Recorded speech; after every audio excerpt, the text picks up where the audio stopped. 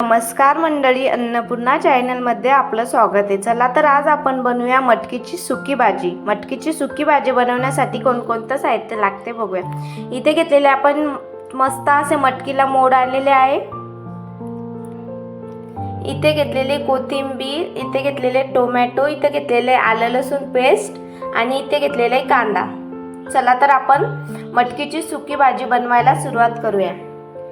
इथे आपण एक कढई घेतलेली आहे। गॅस आपण चालू करूया।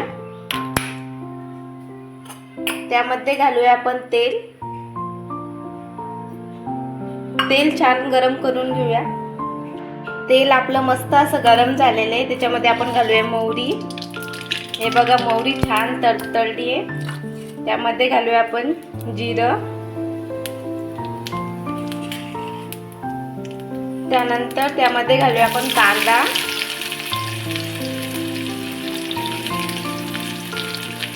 कांदा आपण परतून घेऊया।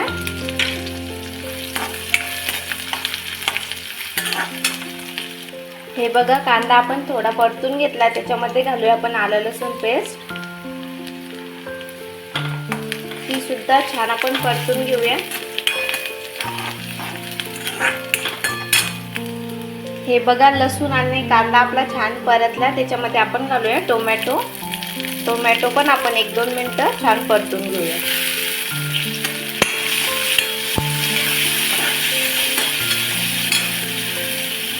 हे बघा टोमॅटो सुद्धा आपला परतला आहे। त्याच्यामध्ये आपण घालूया हळद,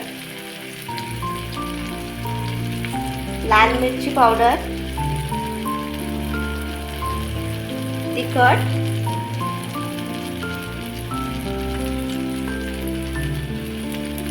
धनिया पावडर आणि घरगुती मसाला आणि परतून घेऊया। हे बघा मसाला परतल्याच्या नंतर आपण त्यामध्ये घालूया मटकी आणि कोथिंबीर आणि परतून घेऊया। त्यामध्ये आपण घालूया चवीपुरतं मीठ आणि मिक्स करून घेऊया। 1-2 मिनिटं मटकी अशी वाफेवरती सोडायची।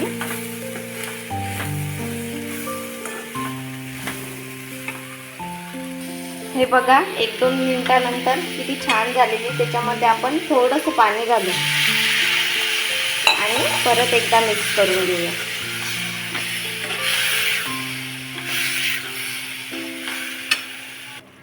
हे बघा आपण एक वाफ काढून घेऊया।